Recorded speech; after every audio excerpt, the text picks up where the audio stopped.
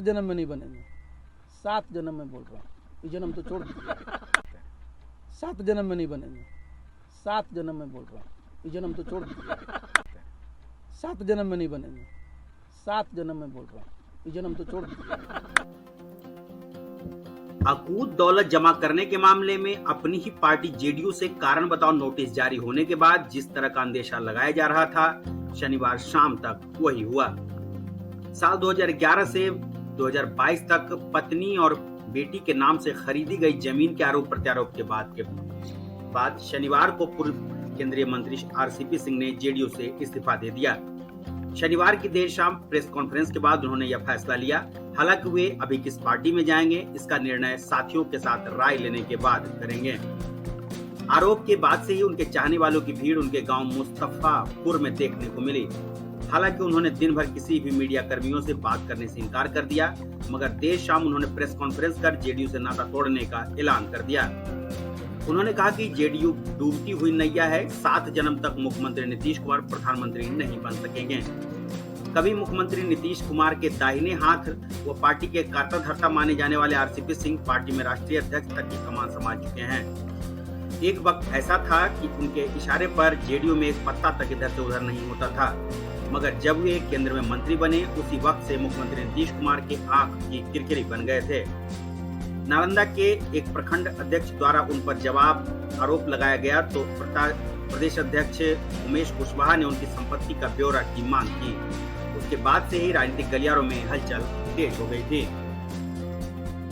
खरीदी गई ज्यादातर जमीनें आरसीपी की पत्नी गिरिजा सिंह और दोनों बेटियों लिपि सिंह लता सिंह के नाम पर हैं। एक आरोप यह भी है कि आरसीपी सिंह ने खासकर 2016 के अपने चुनावी हलफनामे में इसका जिक्र नहीं किया है। 4 सितंबर 2014 एवं 15 सितंबर 2014 को सिलाव नालंदा के विश्वेश्वर साव ने 2 प्लॉट खरीदे और 3 दिन बाद यानी 18 सितंबर को ये दोनों प्लॉट लिपि सिंह व लता सिंह के नाम बेच दिया। ऐसे 2 और मामले हैं जिसमें 6 दिन और 8 दिन महीने में दूसरे से खरीदी गई जमीनों को खरीदने वाले लिपि सिंह, लता सिंह और लिपि सिंह को जमीन बेच दी गई। कुल 35 पन्नों में जमीन की खरीद और इससे जुड़े दूसरे विवरण हैं। इस्लामपुर हिलसा अंचल के सैफाबाद मौजा में 12 तथा केवाली अंचल में 12 प्लॉट खरीदे गए। यह खरीद 2013 से 2016 के दौरान हुई। यह प्लॉट लिपि सिंह व लता सिंह के नाम पर खरीदी गई। 28 जुलाई 2014 को चरकावा नीमचक पथानी गया के नरेश प्रसाद सिंह ने बेलधर बिघा छबीलापुर नालंदा के धर्मेंद्र कुमार को दान में जमीन दी।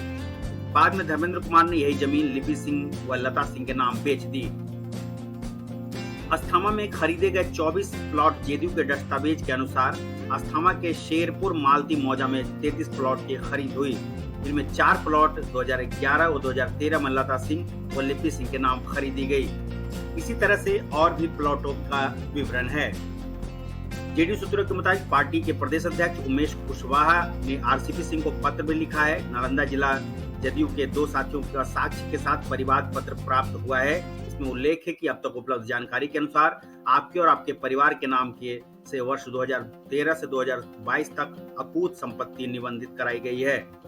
इसमें कई प्रकार का अनियमितता दृष्टिगोचर होती है। आप लंबे समय तक दल के सर्वमान्य नेता नीतीश कुमार के साथ अधिकारी एवं राजनीतिक कार्यकर्ता के रूप में काम करते रहे हैं। आपको हमारे माननीय नेता ने 2 बार राज्यसभा का सदस्य, पार्टी का राष्ट्रीय महासचिव, संगठन राष्ट्रीय अध्यक्ष तथा केंद्र में मंत्री के रूप में कार्य करने का अवसर दिया, पूर्ण विश्वास और भरोसा जताया, लेकिन आप पर इस तरह के लग रहे आरोप गंभीर हैं।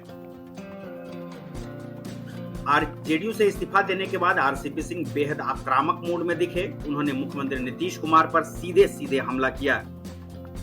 बेहद तल्ख अंदाज में आरसीपी सिंह ने कहा कि नीतीश कुमार 7 जन्म तक प्रधानमंत्री नहीं बन सकते हैं।